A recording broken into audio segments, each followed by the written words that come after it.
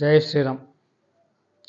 శ్రీరామనామాన్ని జపం చేసేవాళ్ళు తెలుసుకోవాల్సిన విషయం ఏంటంటే, రామనామ జపం చేస్తే మన దగ్గర ఎంతమంది దేవతలు ఉంటారు, ఇది చాలా చమత్కారంగా చెప్పారు పెద్దలు.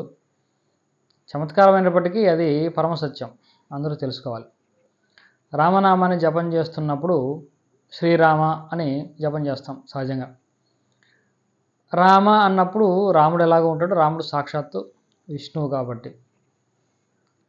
రెండు, రామ అనగానే మొదట స్పందించేది హనుమంతుడు.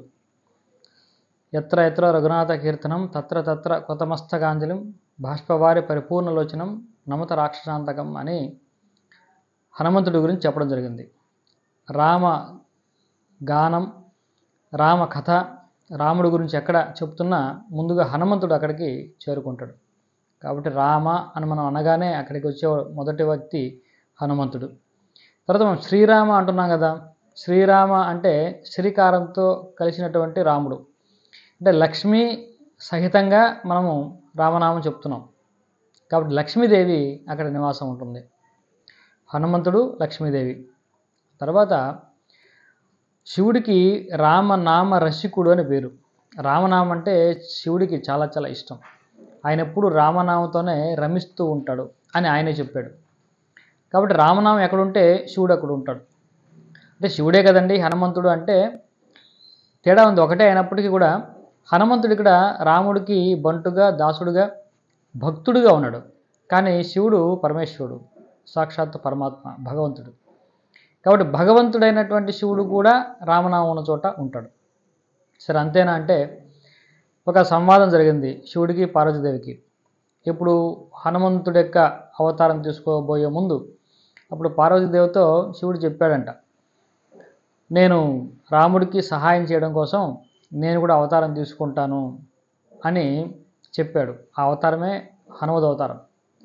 అప్పుడు అమ్మవారు అన్నారంట, నేను కూడా మీతో పాటు వస్తాను అని. అప్పుడు శివుడు చాలా చమత్కారంగా, నువ్వెందుకు నా వెంట తోకలాగా అని అన్నాడంట. అప్పుడు పార్వతీదేవి, మీ తోకలాగే వస్తాను, నేను మీ తోకలోనే నేను ఉంటాను అని ఆవిడ చెప్పిందంట. కాబట్టి హనుమంతుడికి తోక పార్వతీదేవి, హనుమంతుడు శివస్వరూపం అయితే ఆయన యొక్క తోక శక్తి స్వరూపము. అందుకే హనుమంతుడికి వాళ్ళ పూజ విశేషంగా చేస్తారు. హనుమంతుడి యొక్క శక్తి అంతా ఎక్కడ ఉంటుందంటే తోకలోనే ఉంటుంది. ఎందుకంటే అక్కడ శక్తి ఉంది కాబట్టి. కాబట్టి రామనామం ఉన్న చోట శివుడు హనుమంతుడి రూపంలో ఉంటే పార్వతీదేవి తోక రూపంలో ఉంటుంది.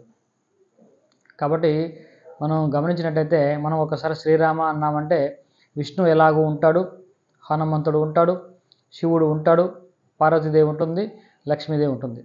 కాబట్టి ఇంతమంది శివ పార్వతులు, లక్ష్మీనారాయణులు ఉన్న చోట సహజంగా సకల దేవతలు కూడా ఉంటారు. కాబట్టి మనం రామనామం ఎక్కడైతే జపం చేస్తున్నామో అక్కడ సకల దేవతలు ఉంటారు అని తెలుసుకొని ఎరుకతో, ఆ భావనతో రామనామం చేయడం ఎంతో విశేషం. స్వస్తి.